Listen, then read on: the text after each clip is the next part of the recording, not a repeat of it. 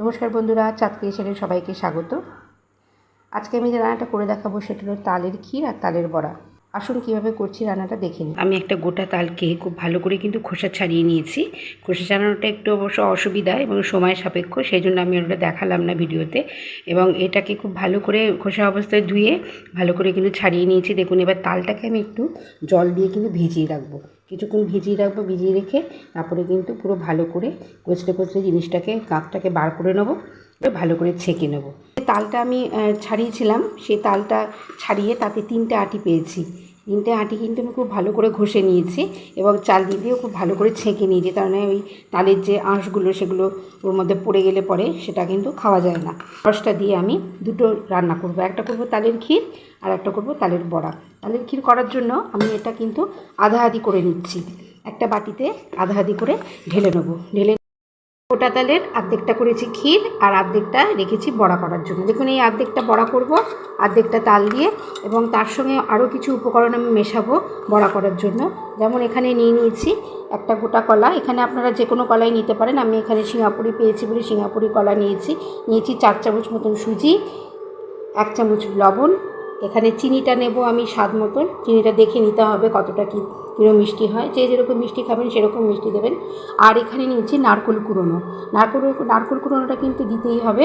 সঙ্গে নিয়েছি 1 চামচ মতন মৌরি আর নিয়েছি 200 গ্রাম মতন আটা। এই সমস্ত উপকরণ দিয়ে কিন্তু তালের যে রসটা সেটা খুব ভালো করে গুলে নেব। গুলে নিয়ে তারপরে বড়াগুলো ভাজা শুরু করব। তালের গোলাটার মধ্যে এই নারকেল আর আটা আর মৌরি এগুলো ঢেলে দেবো, ঢেলে দিয়ে ভালো করে মাখবো। দেখুন, কলাটাকে একটু লবণটা দিয়ে একটু ভালো করে চটকে নিয়েছি যাতে মুখে না পড়ে। কলাটা কিন্তু খুব ভালো করে মেখে নিতে হবে হাত দিয়ে। প্রথমে এই উপকরণটা আমি ঢেলে দেবো পুরোটাই।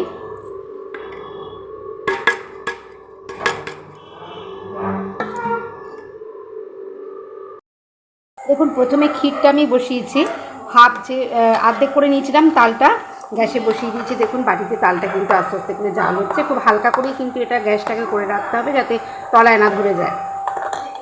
এবারে এর জন্য নিয়েছি দেখুন 3টে তেজপাতা, নিয়েছি কিশমিশ আর নিয়েছি গোটা নারকেল, যেটা আমি কুড়িয়ে নিয়েছি, কিন্তু এটার আমি অর্ধেকটা নারকেল দেবো যেহেতু অর্ধেকটা তাল। একটা গোটা নারকেলে এই হয়েছে, এর মধ্যে থেকে আমি অর্ধেকটা নারকেল কিন্তু ক্ষীরের জন্য তুলে নেব। ক্ষীরটা খুব ভালো করে আস্তে আস্তে করে জাল হবে। জাল হতে হতেই কিন্তু আমি তেজপাতা আর কিশমিশটা দিয়ে দেবো, আর নামাবার কিছুক্ষণ আগে দেবো এই পুরানো নারকেলটা। জালটায় তালের ক্ষীর করার জন্য আমি যেটা ক্ষীরটা জাল দিচ্ছি, এবং জালটা হতে হতে কিন্তু এতে দিয়ে দেবো চিনি। এর পরিমাণ মতন চিনি দিতে হবে। মোটামুটি এখানে অর্ধেক যেহেতু তাল, সেই জন্য আমি 100 গ্রাম মতন চিনি দিয়ে দেবো। চিনিটা দিয়ে খুব ভালো করে কিন্তু নাড়তে হবে। চাইলে কিন্তু এটাতে আপনারা একটু এলাচিও দিতে পারেন, আমি এলাচিটা দিইনি, তেজপাতাটা দিয়েছি শুধু। এলাচিও দিতে পারেন, তাতে কিন্তু সেন্টটা খুব ভালোই হয়। চিনি দিয়ে খুব ভালো করে আমি জালটা দেবো। দেখুন, তালটা কিন্তু আমি গ্যাসে খুব বেশি এটা গ্যাসটা বাড়াইনি, মোটামুটি মাঝামাঝি করে রেখেছি যাতে তলায় না ধরে যায়। এবারে কিন্তু আমি এতে দিয়ে দেবো কিশমিশ আর নারকেলটা। জালটা হতে হতেই কিন্তু নারকেল আর কিশমিশটা দিয়ে দিতে হবে। চিনির জলটা একটু মরে যাওয়ার পরেই কিন্তু এটা দিতে হবে। রেখেছিলাম নারকেলটা আর কিশমিশ কিছুটা ধুয়ে রেখেছি, ভিজিয়ে রেখেছিলাম, সেটা কিন্তু এবার এর মধ্যে পুরোটা দিয়ে দেবো। দিয়ে কিন্তু খুব ভালো করে নাড়তে হবে, কারণ নারকেল দেওয়ার সাথে সাথে কিন্তু তাল তলায় ধরে যাওয়ার একটা ব্যাপার থাকে, সেই জন্য খুব ভালো করেই নাড়তে হবে। এবং গ্যাসটাও কিন্তু মাঝামাঝি রাখতে হবে যাতে না পুড়ে যায়। তালের মধ্যে কিন্তু আমি নারকেল কোড়ানো আটা আর মৌরিটা দিয়ে দিয়েছি। এবার দিয়ে দেবো স্বাদ মতন চিনি, মোটামুটি হাফ তালের জন্য আমি 200 গ্রাম মতন চিনি দেবো। আর এখানে যে কলাটা মেখে রেখেছিলাম হাত দিয়ে, কিন্তু হাতের সাহায্যেই কিন্তু এটা একটু চটকে দিতে হবে। কাঁঠালি কলা দিলে বেশি ভালো, কাঁঠালি কলাটা আমার দেওয়া হয়নি, পাওয়া যায়নি বলে আমি এখানে সিঙ্গাপুরি কলাই ব্যবহার করছি। সুজি, এই সুজিটা দিলে কি একটুখানি মচমচে এবং স্বাদটা একটু বাড়িয়ে, এই দুটো জিনিস খুব ভালো করে একটু মেখে তারপরে কিন্তু তালটার মধ্যে দিতে হবে। পুরো উপকরণটাই আমি দিয়ে দিলাম, দিয়ে আমি খুব ভালো করে হাত দিয়ে মেখে নেবো। এবার মাখতে মাখতে দেখতে হবে যে এতে আর কিছু সুজি কিংবা আটা আর উপকরণ কিছু মেশাতে হবে কি না, কারণ ব্যাটারটা কিন্তু একটু থকথকে মতন হবে, খুব বেশি পাতলা থাকবে না।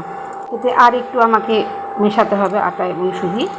ওই সমস্ত উপকরণ দিয়ে কিন্তু আমি খুব ভালো করে দেখুন মেখে নিয়েছি। এবারে আমি কড়াইতে দিয়ে দিয়েছি তেল। এবারে এই তেলে কিন্তু একে একে আমি বড়াগুলো ভাজতে দিয়ে দেবো। মাঝারি মতন করে নিতে হবে, তাহলে পুড়ে যাবে।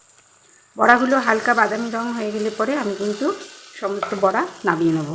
দেখুন তালের ক্ষীর, তালের বড়া দুটোই কিন্তু আমার তৈরি হয়ে গেছে। আমি সেগুলো একটা আলাদা বাটিতেও ঢেলে নিয়েছি।